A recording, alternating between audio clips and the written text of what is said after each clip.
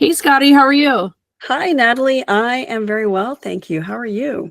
Doing great, but I have a question because Okay. this interviewee is actually not working in the industry. No, she is not. She is an enthusiast and an expert, Sophie Dower.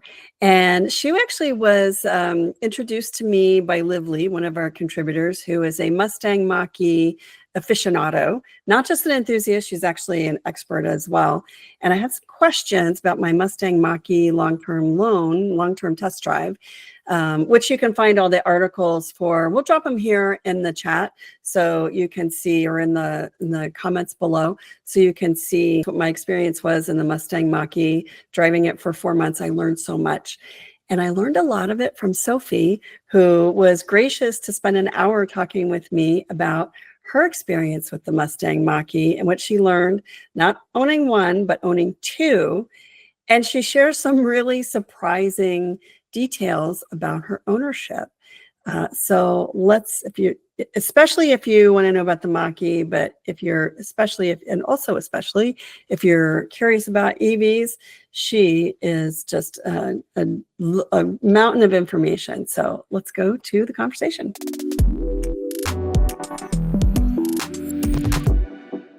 Hi, Sophie. Hi. It is so great to meet you. We were introduced by our mutual friend, Liv Lee, who is a Mustang Mach-E owner and enthusiast. And I am really excited to get to know you because I have about a million questions for you about Mach-E ownership. So before we move ahead, I'm going to ask you a couple of questions so you can introduce yourself to our audience. So you are an automotive designer. Tell us about that. So I do designing for 3D printing. So I work with a lot of OEMs. Ford actually also has some of the printers from the company that I work at. And I help them kind of figure out which applications will be best suited for 3D printing. So help them sort through all their different applications and help them figure out how our materials can help their applications perform better. And do just some fun automotive interior kind of cutting edge stuff. You see carbon fiber a lot in high end automotive stuff. So it's some of that's changing a little bit to be a little bit more lattice driven. So it's kind of where I step in. So a lot of the cool things that we see in inside cars you design, your company also designs things like parts of shoes and parts of sports equipment and things like that. Yeah. So Carbon is the company that I work for. They're mostly known in the consumer space. Adidas is one of our largest customers and oldest customers. We do the midsoles for the 40 forwards. And then some of our big helmet companies that we work with are Rydell, Visus, CCM. Most of the helmets you see in the NFL and NHL have pads that were printed with our technology as well. That's amazing. That is such Yeah, it's fun. What a cool job. What a cool job. And so, but in your spare time, you are a rally driver? Yes, I do a bit of some dirt rally driving, which is super fun. Prior to me getting the rally edition, I was doing a lot of autocross and other track events with my Mustang Mach-E. This one, the rally edition, is a lot faster than my last one, though. So it's fun. The rally edition, I will say, is a lot of fun. I got to drive it on a dirt track. Oh, nice. I wish I could have driven it more because I love rally driving. I think that's my favorite type of performance driving is rally driving. Oh, it's so fun. So fun. It is so fun. It is so fun. And so tell us about your Mach-E ownership journey. When did you buy your first Mach-E? So I bought my 2021 Premium in June of 2021. It was actually the demo vehicle that I had test driven in January of 2021. I had not originally planned to get an electric vehicle, was not supposed to be getting a Mustang Mach-E. I was a diehard Jeep person, drove an '09 Grand Cherokee. I was supposed to get a Jeep Wrangler. Like for my entire childhood, I knew my first car that I purchased was going to be a Jeep Wrangler. And then Ford released the Bronco, and I fell in love with the Bronco. So I went to actually go place an order for the Bronco in January of 2021. And that's when I saw the 21 Premium sitting on the lot as the demo vehicle there. It was in shadow black. It was gorgeous. And it happened to be the same price as the Bronco that we were planning on, that we were going to spec out. And which surprised me because I definitely thought Mustang Mach-E was going to be a lot more expensive, which is part of the reason I was never planning on looking at it. And then once I actually demoed the vehicle and got to drive it, I definitely got to a red light, like 2-lane red light. There was a Cadillac CTSV that had pulled up next to me. When the light turned green, we both hammered it. And by the time we got to the next light, I'd smoked him, first of all. He like rolled down the window and he was giving me a thumbs up and he was like, "What the heck is that thing? That thing's amazing." And that's when I decided that's the car I was going to buy. So I just Wow. absolutely fell in love with it. That's amazing. And so you liked it enough that you actually bought a second one. You upgraded to Oh, the yeah. edition. Yeah. So I actually don't think I would have I loved my last one so much and I had done a lot of modifications to it as well, where I don't know I would have traded it in for the GTs, and the GT Performance Editions are fantastic. They're so much fun to drive. But I don't know if I would have traded it in for a GT or a GT Performance Edition. I was more than happy driving that car. It was still really fast. And because I'd put a lot of work into it as well, it was like super close with it. But when I got a chance to drive the Rally Edition, it's just so different from anything else I've experienced. I instantly fell in love with this car.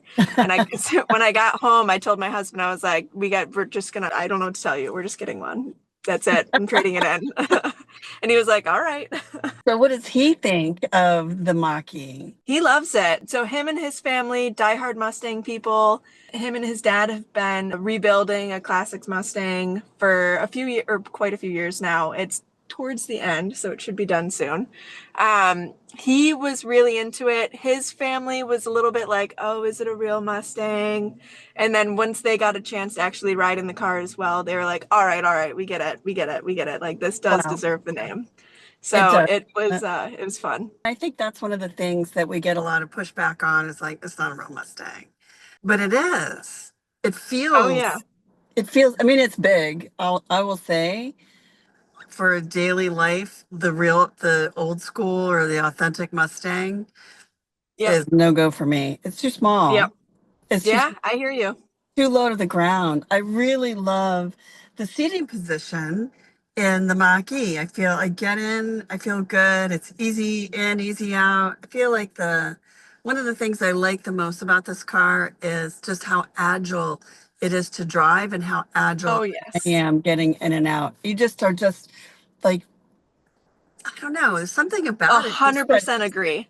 instant power, just like even just making a simple turn, like you don't realize how much lethargy there is that you have to expel, which is a kind of a crazy concept, but you have to put a lot of energy into slowing a car to get to a point where you can make a safe turn, like a left turn or right turn or whatever at an intersection. And in the Mach-E, I just lift my foot off the accelerator and just roll right through it.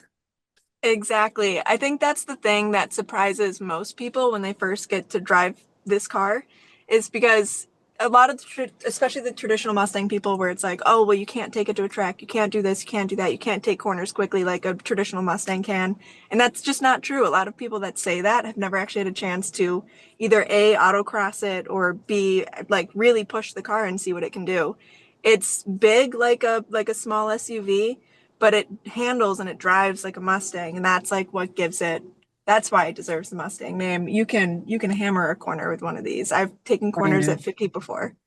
I know. I mean, I think it's amazing to take a corner at like 15 instead of like 5. Yeah, You know, exactly. like and kind of rolling through an intersection, and it's like you don't lose any momentum, I guess really Yeah. is the feeling that I really appreciate. Like I just go. It's so you think of efficiency as in terms of like the battery and you're using electricity instead of gas. But for me, it's like efficiency of motion and time, you know? Absolutely. I don't have to go to the gas station.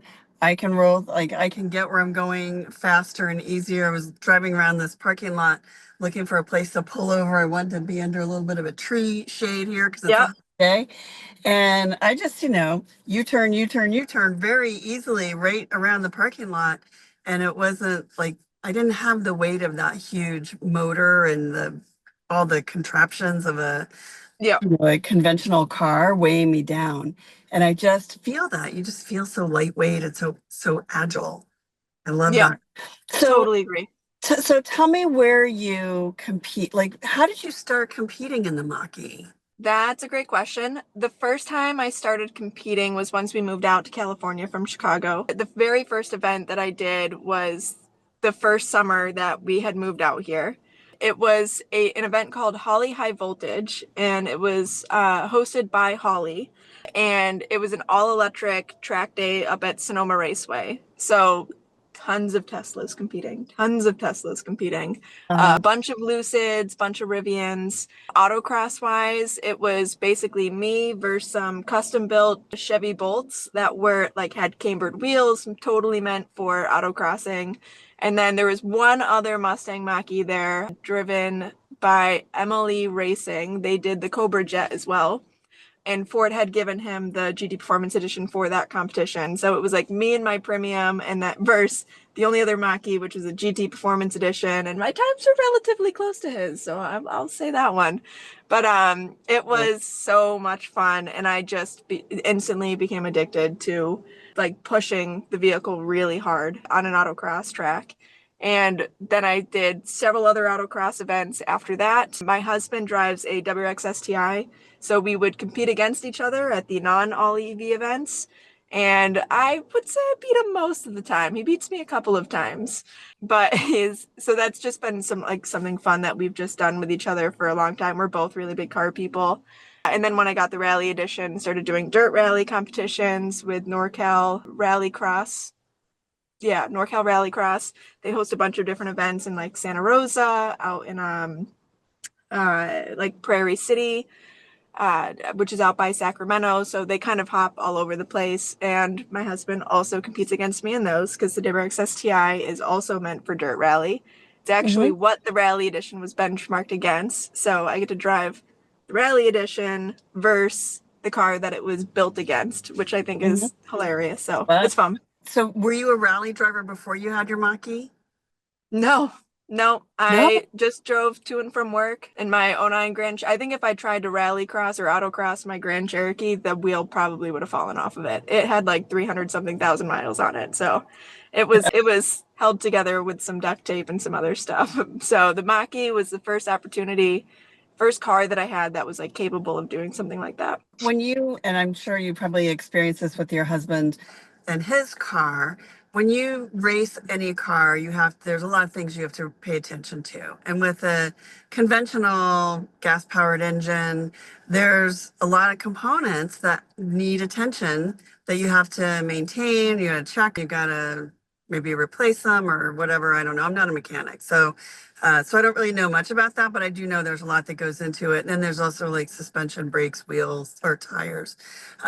What kind of maintenance do you have to do for your car when it comes to rally driving? For dirt rally driving, the only really, actually, literally the only thing I've done across several competitions now has been to clear out all of the mud from the underside of the car because it gets covered in mud. So car washes are pretty long after some of those runs. But outside of that, I have not done a single thing to this, maintenance wise, or even just like adjusting from what it is stock. It's just ready to go, and it'll be covered in dirt, and I'll have done an entire day of rallycross driving with it, and then I hop on the highway and just drive home. It's hilarious. That's incredible. So you Yeah. don't have to like change any air intakes or any of that kind of stuff. No, nothing like that. I mean, you deflate the tires a little bit. Deflate for autocross, but you actually inflate the tires a little bit for rallycross. Uh-huh. But outside of that, I mean, that's just blowing up your tire, deflating your Uh-huh. tires. Yeah, no, it's just ready to go outside of that. I That's did have the amazing. entire car wrapped in paint protection film first, Mhm. because I didn't want rocks and stuff to chip the paint at all. But outside of that, that's it. Wow. Okay, that's pretty encouraging, actually. Yeah. Yeah. Yeah, Because I really will easy to like say, just get out there. I had a BMW that I kept thinking, oh, I should like take it for a track day. And the thought of all the things I would have to do to it, and I'm like I said, I'm not a mechanic, so I don't really know. I can understand what needs to be done, but I'm not going to do the work. So I'd have to pay somebody to do the work. And the idea of doing that and then having like, some sort of pump go or some one of those kinds of things, and then have an expensive repair afterwards was daunting enough that I didn't do it. And Which is fair. I would say, like most track events, honestly, what's nice about when you enter a track event, because I'm very pro getting people to especially go do autocross, because it's a really contained, safe environment to learn how to push your vehicle. And you can go as fast or as slow as you want. You don't have to actually try and compete. You can just push yourself and try and compete with yourself. I would say even for like an internal combustion engine car, you could take like a Honda Civic out there that's had nothing done to it. And are you going to get the best times? No. But you can get really good times with a stock Honda Civic as well. So I'm just pro that. You don't need to do a bunch of stuff to your car, but it definitely helps. Definitely helps. Yeah. Well, I mean, it is if you're going to compete. And I think if you're, I get the chance to do those kinds of things enough just through the routine of work. So I get it, and it's really fun, and I love it. Yeah.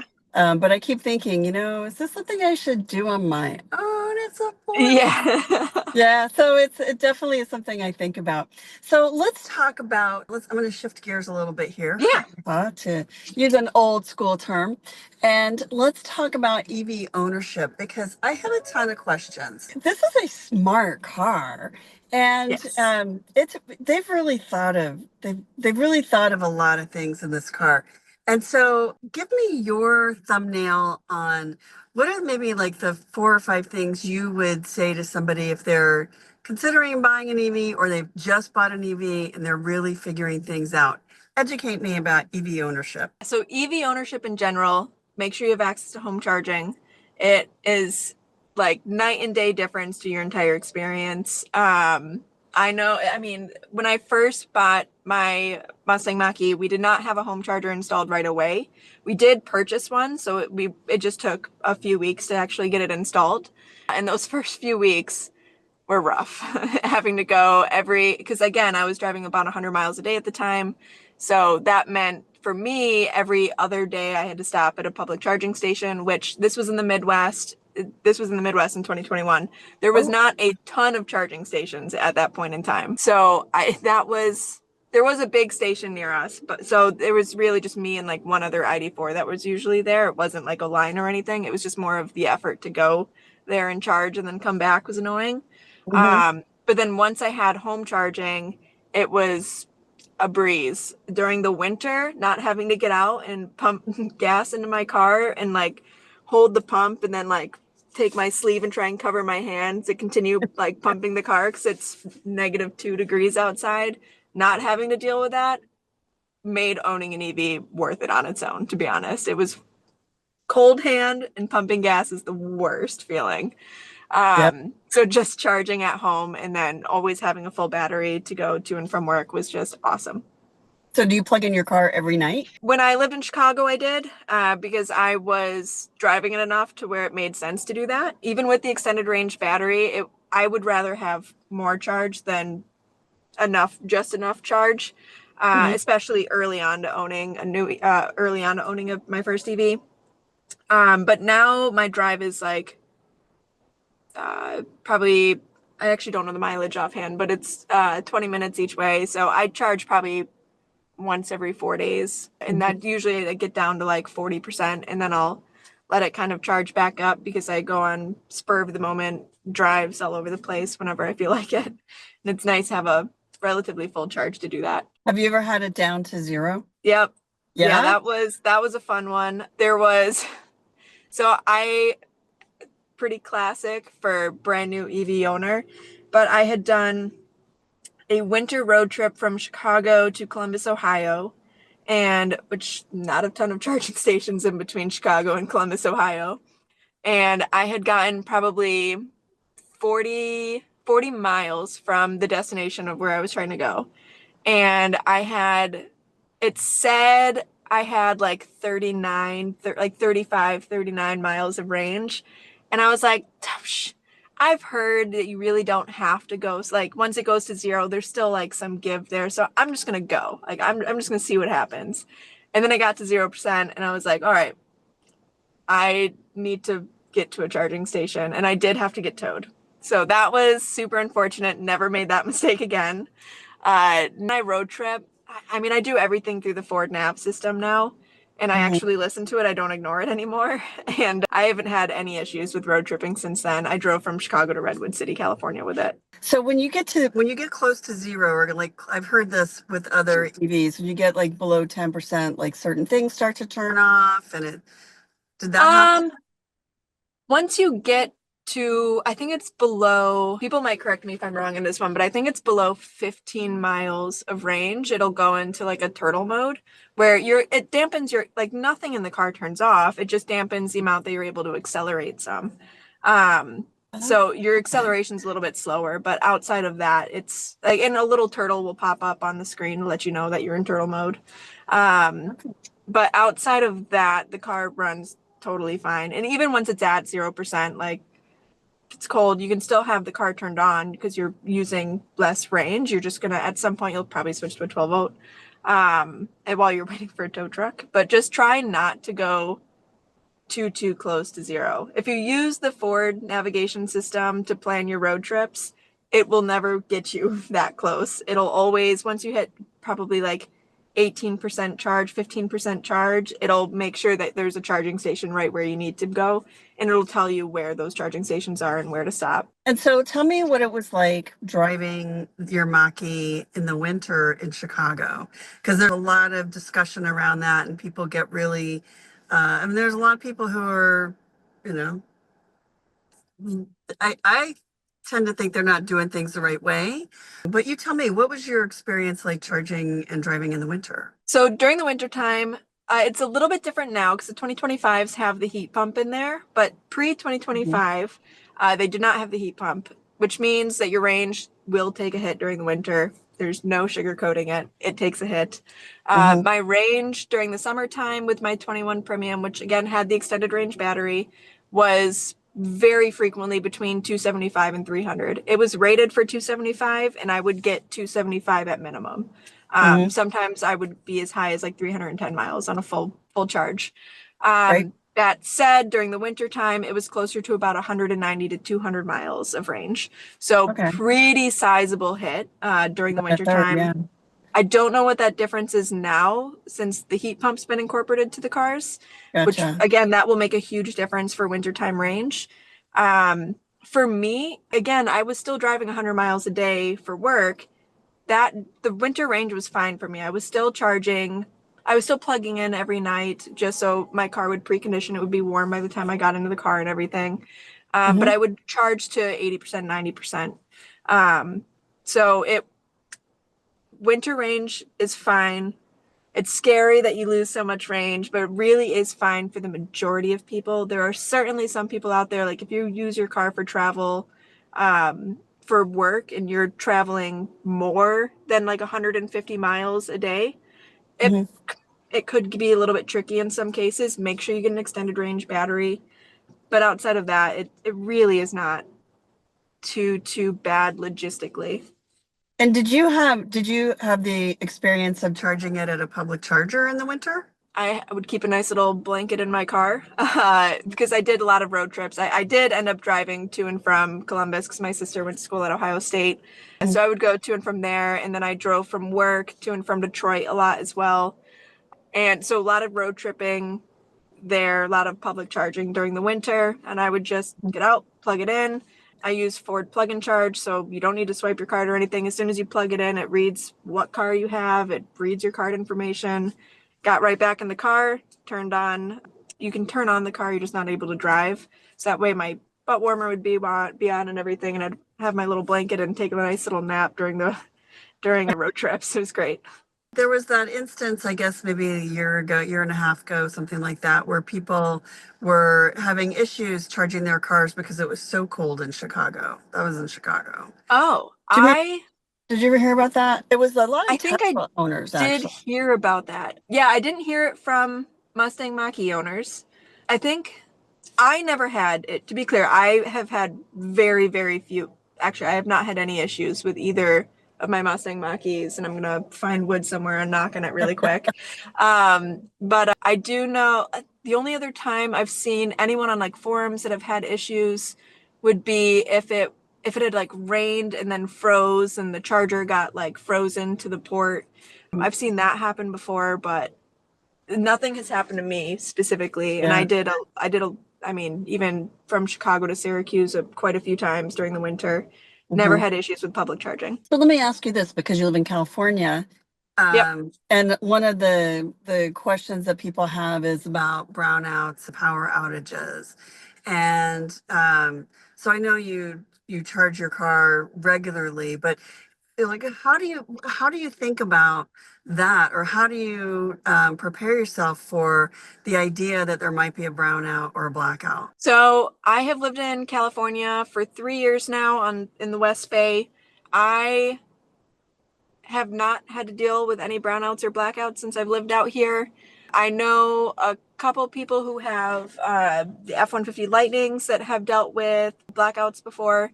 They really don't struggle too much. I would say as long as you keep your car charged above, like as long as you keep it above 40%, you can get to a lot of different places with 40% battery if you need to. And most of the time, the power does not stay off for longer than, at least from what I know. Again, people might correct me if I'm wrong Mhm. here, but Mhm. at most like a day. I feel like a day would be a really long time without power, and if you should be okay. Yeah.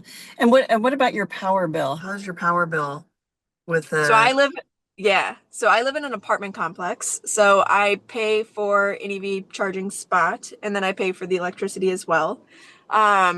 It for me to charge from like 0 to 100% is $11.47. It is fantastic. It is way less than my husband pays for premium gas for his WRX STI. and So that's for yeah. basically 300 miles? Because the Rally Edition is more performance based, the range on the Rally Edition is 265, and I 265. do push this car very, very hard. So my actual range is probably closer to about 250. 250. So $11.47 for basically the number of miles you would get out of the kind of the average car, really. That would probably be something that gets about 20 to 22 mpg, Yeah, 250 miles, right? So, and that would be really, well, in California, that's a $50 tank. yeah, yeah, yeah. I It's like like that. what? It's almost five, somewhere between $5 and $6 a gallon Yeah, for unleaded. yeah. I'm in Texas and we don't pay that, but it was $11 to charge this car to 80%, the Mach-E. So I thought that was pretty decent. I mean, it's about 200 miles. I got on Yep. on the for $12 or $11. So I think that's good. I'm Yeah. off for that. Yeah. There you go. I'm And probably not one of that's the home gas. charging, right? Yeah, yeah, that's exactly it. Home Okay. charging. Although I will say I charged at a Tesla charger. Yeah, those are kind of expensive. Well, no, it wasn't. It was cheap. It was That's I want to good. say it was like $10 and change, and it was probably about 60% of the battery. Oh, that's pretty good. That's It's pretty good. Texas, and our rates vary. So I don't know. I think we have a lot of wind Oh, power and nice. Yeah. renewable. Yeah, it's kind of crazy. You don't think about that in Texas. You think of Texas as like they're burning oil and coal and gas to provide electricity, but it's like something like 40% of our grid is renewable. So That's okay, awesome. let's talk about driving the Yes. Mach-E. What was the biggest surprise to you when you first started driving the Mach-E? What were you surprised by in the drive experience? We kind of touched base on it already, but I think it has to do with the handling of the car. Again, I was used to drive. I learned how to drive in a Chevy Suburban, so I've always been accustomed to driving really large cars. Yeah, And then I was driving an '09 Grand Cherokee, which again, it's a Jeep. You feel Wrangler or Grand Cherokee, you can feel wobble when you go to make a turn. right. So shifting to the Mustang Mach-E, where I was able to take turns a lot faster than I was able to in the Grand Cherokee, was the biggest change because I don't feel much lower in this car than I was in my Grand Cherokee. It is a You're not, little bit lower, but it doesn't feel that much lower. So the handling, I would say, was probably the most surprising thing for sure. yeah, I agree. I find that the handling is It's fantastic. So what would you tell somebody who's considering buying an EV that they would like the most? What is it that you like the most that you think that other people would like the most? Oh, I mean, it's so different for like depending on who the person is and like what your preferences are. For me, it's the instant acceleration is addicting. So like the performance capabilities of an electric vehicle, the efficiency, the handling is just so much fun. But for some people, it might be more of not having to pay a gas bill all the time is really nice. Not having to do oil changes is really nice. When I had the Grand Cherokee, I was spending close to five to $600 a month between gas and oil changes. That car got on a good day like 9 miles per gallon. So that was I had rough. two of them. I had two Grand Cherokees. I got Yeah. about 12, and I want to say I probably spent $1,500 a year just on brakes. That's actually a great point. People always say that electric vehicles go through brakes faster and go through tires faster. That is an old EV thing. Teslas originally, when electric vehicles first came out, obviously Tesla was one of the first ones. Yes, Teslas would burn through tires because there were no tires that were graded for electric vehicles. So the weight on the size tire that the Tesla took was not really great, but now there's tires that are built for electric vehicles with the size tire that the car needs as well. So I still have the same stock tires I got from the dealership in August, and I've done several track days and a lot of rallycross competitions with them, and just generally a lot of drifting with it. And they're still the same tires from the dealership. They have not burned through. They're far from needing to be replaced yet. And I think I only replaced my 21 Premium's tires once, and I had almost 60,000. I did have about 61,000 miles on that car. So that Wow. is I wanna throw that one out there as well. You do not Thank go through you. tires really quickly on an electric vehicle. Thank you for that because you're right. There's a lot of people who I think honestly, the discussion of tires for EVs is kind of a new one. And I don't know, tires are one of those things like, it's the least fun thing to shop for. I Like there's know. a lot of fun things to shop for, even things that are not really that enticing, maybe a new appliance or whatever. And Yeah. then you kind of get into like all the things it's going to do for you, and tires are like, they're going to do with their job, and Yeah. they're not going to like make you look better. They're not going to make the car look better. The car's not going to drive faster. I don't know. It's just not fun to shop for. So it's something we don't talk enough about. Um, but now that there are specific tires for EVs, I think that's something that people don't realize that's something they should think about. But also brakes. Have you replaced the brakes on either of your Mach-E's? I only replaced the pads. Did I do the rotors as well? I can't remember if I did the rotors. I definitely did the brake pads on my 21 Premium. And that Hmm. was after, technically, I really didn't need to do it yet, but I had replaced them anyways just because I had more competitions lined up. But I had done a lot of heavy braking autocross events on that Because you're stock doing set. autocross, yeah. Yeah, and I didn't even look at changing anything until it was about 50,000 miles. So they had done a lot of road trips and then a lot of track events, and I was like, even though they haven't said I need to replace them, I was like, I'm just gonna replace them anyways, just because I know I've got other events lined up. So Yeah, I swear, with my Jeep, I was replacing my brakes, the pads and the rotors twice a year. they're so expensive. Oh And my it just that gosh. Yeah. I don't know what it was about. It was that era. This was not recently. My kids were little. And all I really was doing was like driving to the grocery store and the pediatrician. Like that was literally all I did. The It's a play heavy car. that I guess so. I guess so. And they kept saying, "Oh yeah, you need to come in sooner." Because every time I would take it in, and they would say, "Oh, you got to replace the rotors too." I'm like, I just did that like 5,000 miles ago. That's crazy. That's Yeah. crazy. It was insane. But everybody said, Jeeps were really hard on brakes and back in the day. And now I kind of wonder if I would ever replace the brakes on this car because I never use them. I only Yeah. use pedal driving. Are you a one pedal driver or not? Oh yes. Oh yes. Yeah. Even in track events, I'll for rallycross I have it turned off, but for autocross events, I actually am a weird one. It's technically better if you turn, that was me this time. It's actually better if you have one pedal turned off for autocross, but I actually like it on because as soon as you take your foot off the pedal, the car already starts to respond to it. So then you can switch over to the brake really quickly and you've already started the deceleration. Um, but that's specific to autocross and rallycross. On a normal driving basis, I use one pedal like explicitly. I love it. Yeah, I do too. I really, really love it. And it's funny. So have you introduced other people in your family or your circle to driving your car? Do you let anybody drive it? I actually, when I had the 21 Premium, I let my little cousin, well, he's not very little anymore. Now he's graduated. He's graduated high school or graduating high school, but he learned how to drive in my 21 Premium. I let him drive it.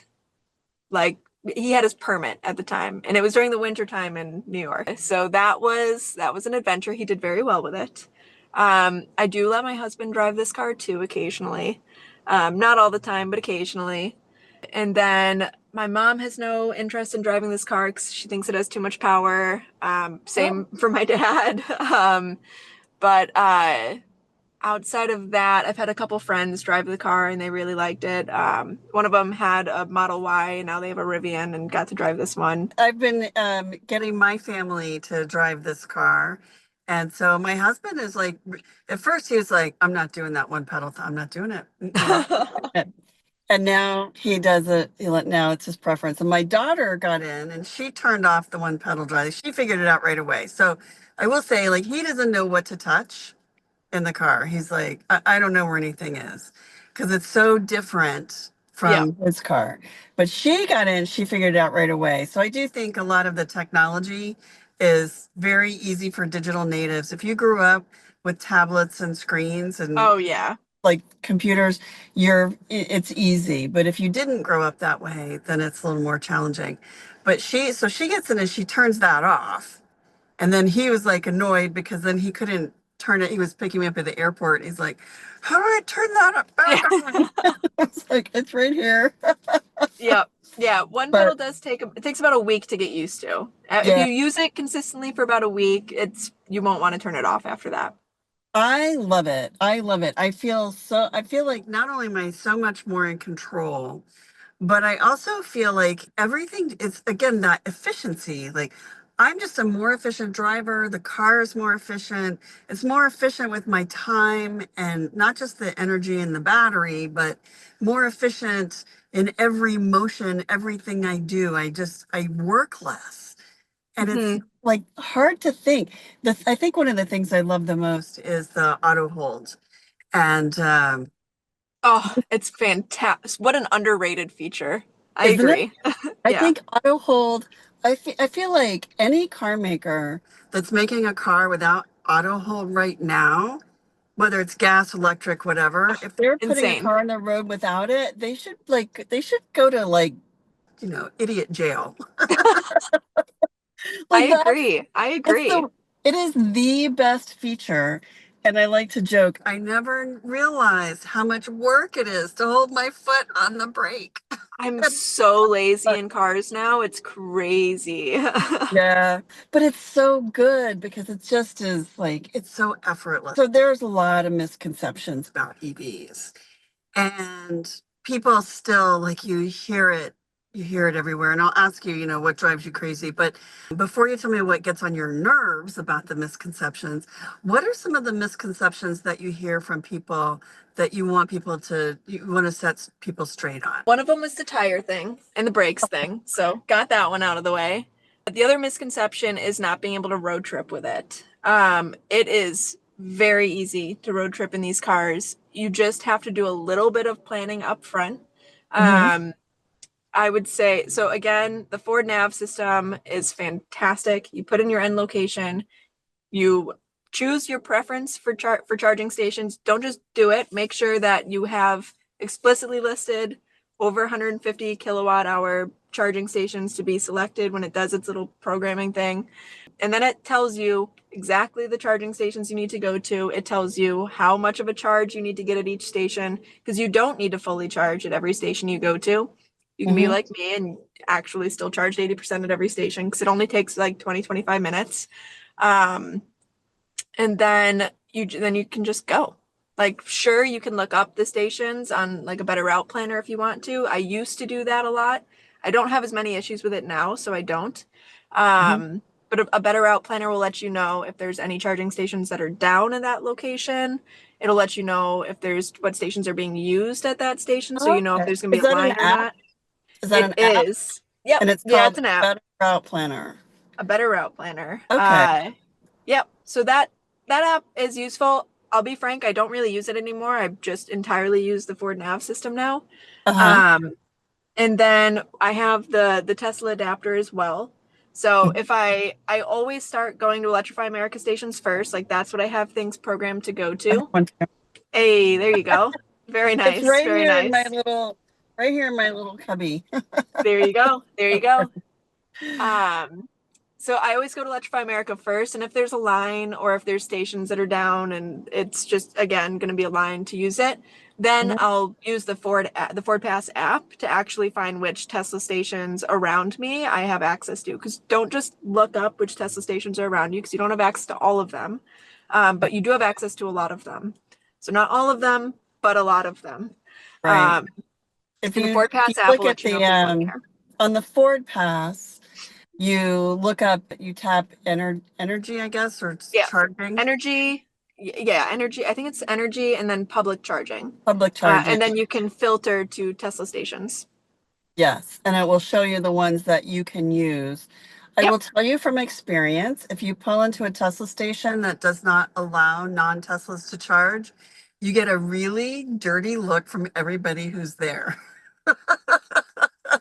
You'll get a lot of dirty looks no matter, even if you go to the ones that do allow other cars. By and you're not pulling into a spot, but you just drive by. They're like, "What are you doing here?" And I guess Tesla had to hold some of those back for the people who basically paid for the whole network. Those people paid for it. You know, they were the early adopters. They were the ones who bought the cars. I didn't realize this, but we moved to Texas from the Northeast. And when the whole time we lived in the Northeast, there were Teslas everywhere, everywhere. I didn't realize at the time that we didn't have any Tesla charging stations in town. The closest at-home charging. The closest one was about 5 miles up the highway, but it's a 5-mile traffic jam constantly, almost 24 hours a day. Yeah, really bad bottleneck of a highway. And you'd really have to go pretty far. So I guess all these people installed home charging is what they did. All right. So, yeah. It makes a difference. Yeah, and then they would, and then what they did, I'm assuming, was only public charge when they were on a road trip and they were going someplace. Otherwise, they would just charge at home, which of course is what everybody should do, and not think about charging like a gas station. Yeah, if you're in an area that doesn't have a ton of charging stations, at home charging, you are still able to have an electric vehicle. Most of all of my mom's side of the family is from very, very northern Maine. There are no charging stations that far north, but I have seen Teslas and I've seen other EVs that far north, and it's because they do at-home charging, and they're able to get everywhere they need to just through at-home charging. Yeah. So I see Teslas in like the craziest places. Like I saw them in Death Valley. I mean, places where not only are there no charge stations, there's like no people, there's not even gas stations, there's not water. And then they're out there in their EVs, just, totally doing it. It's so funny. And they figured it out. If they can figure it out, we can do it too. Let's talk about the Ford Pass, because I feel like I haven't discovered. Tell me what the magic. What are your favorite things about the Ford Pass? Let's put it that way. So like our keyless entry is nice. Just because I do bring my key with me everywhere, only because I keep it in my bag. But when I am going somewhere really quickly and I don't bring my bag with me, it is nice to not have to walk all the way back into my apartment complex to grab the key and then come back. That it just recognizes my phone, and then I can get into the car. The other fun one is is it super important? No, but it's still fun. I do a lot of like car shows and like EV education events with this car and my last one. And when you have little kids that like kind of come up to the car, it's really fun to put all the windows down and then put them back up and like scare the kids really quickly with it. So that's always a lot of fun. But yeah, it's nice knowing that if I am inside and I can't remember if I rolled up the windows, that I can use the Ford Pass app to roll the windows back up. That's pretty nice. And then obviously starting the car, turning the car off through the app is also pretty nice. Mm-hmm. Do you turn it on and get the air conditioner going before you get in the car? If it's really hot out, I definitely do. Yeah. I definitely Okay. do. Because then, Right. I mean, because it can get pretty toasty in these cars, especially California during the summer. The And insides can get pretty toasty. do you use the phone as key? Yep. Yeah, That's the keyless entry. right. Well, because you can, when I walk up with the phone, the car just opens. I mean, it just unlocks. Yep. So, but you can pass but I have both on my phone. So I guess I'm never really sure which one's working, which one's Yeah, working. honestly, they both work. So if you left the key behind and did it, you would be fine. Yeah. And so have you used the phone as key to pass a key to another person? I have not. Yeah. I need That's to do cool. that. I need to do that because and so I think once they download the Ford Pass, then I can give them the key. Well, So that's I cool. need All to right, do you that. taught me something about Mach-E. I did not know that. I need to do that because I haven't done that. So I need to do that with my daughter and then make sure that she can Yeah. use come get the car and just take it Oh, nifty, and nifty. and then drive it without a key.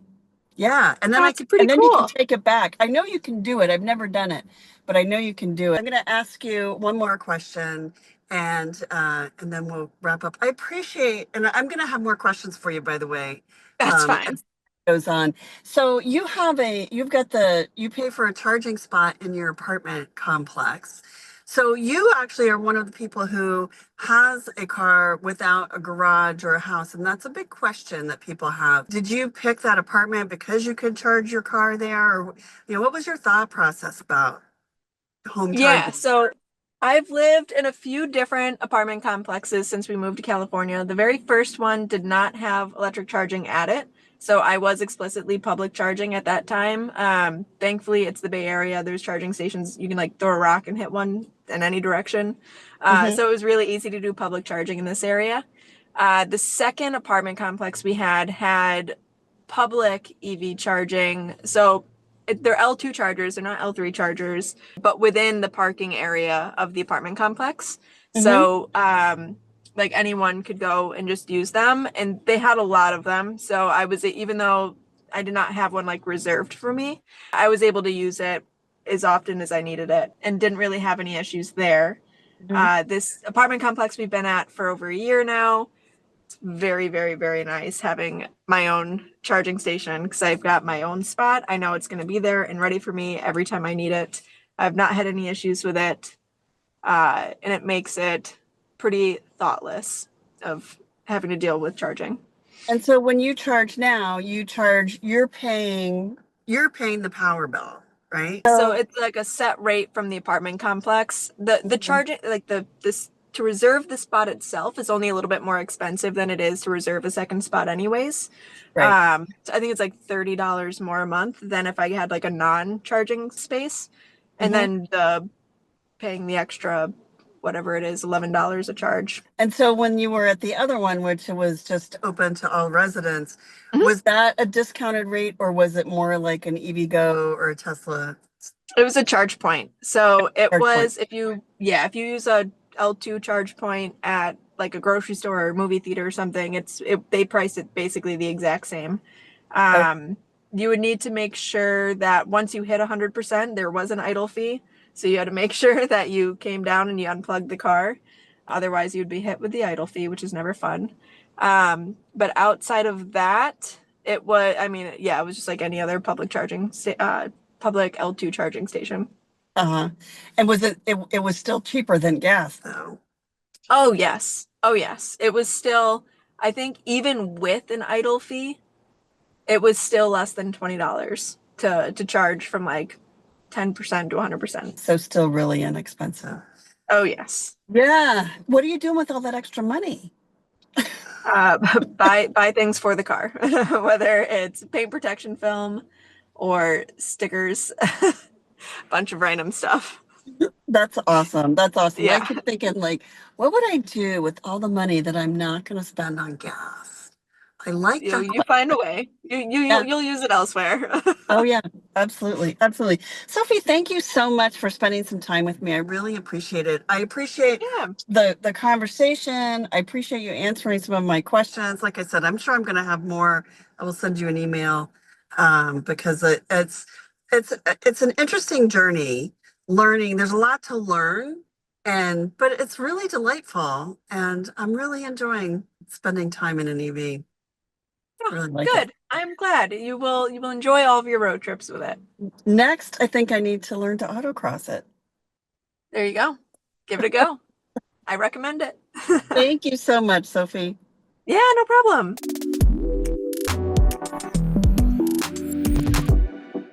I have to say, Natalie, I learned so much. I wish I had talked to her earlier in my Mach-E journey because she shared so much with me that made my experience so much better. Totally. Like, I was shocked because I'm a 2-time Mustang girly myself, and seeing that her family is like total converts now, I'm like, what? No, I need to drive one.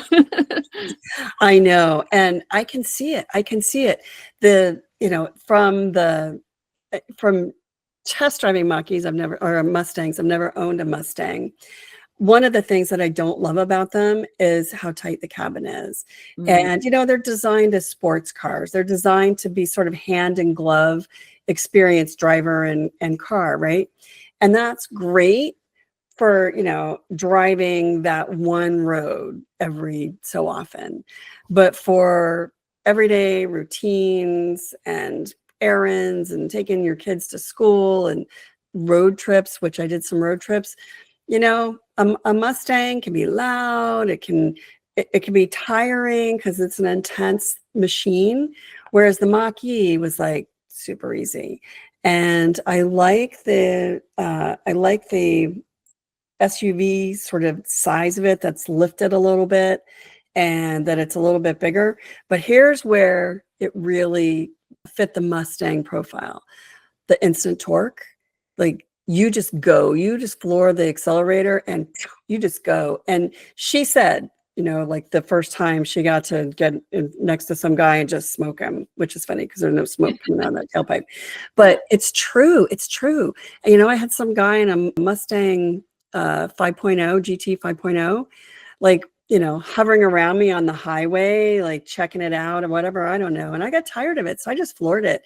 And before he knew what was gone, I was a dot on the horizon. And it was so good. It made me feel really confident to be able to get out of a situation really quickly and not worry that my car wasn't going to be able to do it. I just took right off. I love the front end. I love the lines. I love the rear end. I love that roof line. Every time I walk out to the car, every time I open the garage door to see that new modern Mustang sitting there made me feel so good. I loved all the pony references inside the car. There's a lot of them. It was very clear once I spent time with this car, not only why Sophie was such a devoted fan, but also why we now have a whole new generation of Mustang fans, Mustang lovers, like that original generation and like consequential generations that followed. There will be a whole new generation of pony fans with the Mustang Mach-E as well. They earned it. They really did a great job with that car. And there's a new one out. They've made some improvements for 2025, and that's they call it a mid-cycle refresh. So they, give it some updates. They didn't really change it dramatically, but I would not be surprised if we'll see some fundamental changes and redesigns coming in the Mustang Mach-E in the next couple of years that take it to its next iteration, its next generation, and developing a next generation of fans. Definitely exciting. I know it's different for me, but I want to try out the Blue Cruise and seeing what the evolution of going from the sports car to the family SUV. So very excited for the Mach-E. Well, I think that you have to put that on your test drive list for very soon, because it's the 2025 one should be in the fleets now. So I think maybe we need to review that. Don't you think? Ooh, definitely. Yeah. All right. Thanks for joining me for this conversation, Natalie. And thank you all for joining us for my chat with Sophie Dower. And you can subscribe to our podcast, get all of them, because these women are doing incredible things in automotive. And women like Sophie are telling us what works and giving us insight on how to make it work better for our lives. So you can subscribe right here, find us on Spotify. You can find the video over on our YouTube channel. Subscribe to our newsletter. There's a link right below. And then you'll have our podcast in your inbox every single week. Thank you for joining me. I'm your host, Scotty Reiss. Co-host Natalie Merola, who's also our producer. Our editor is Steph Howard, music by Envato Elements. And thank you for joining us for What Drives Her, the podcast that focuses on the stories of women who are changing the automotive industry from the inside.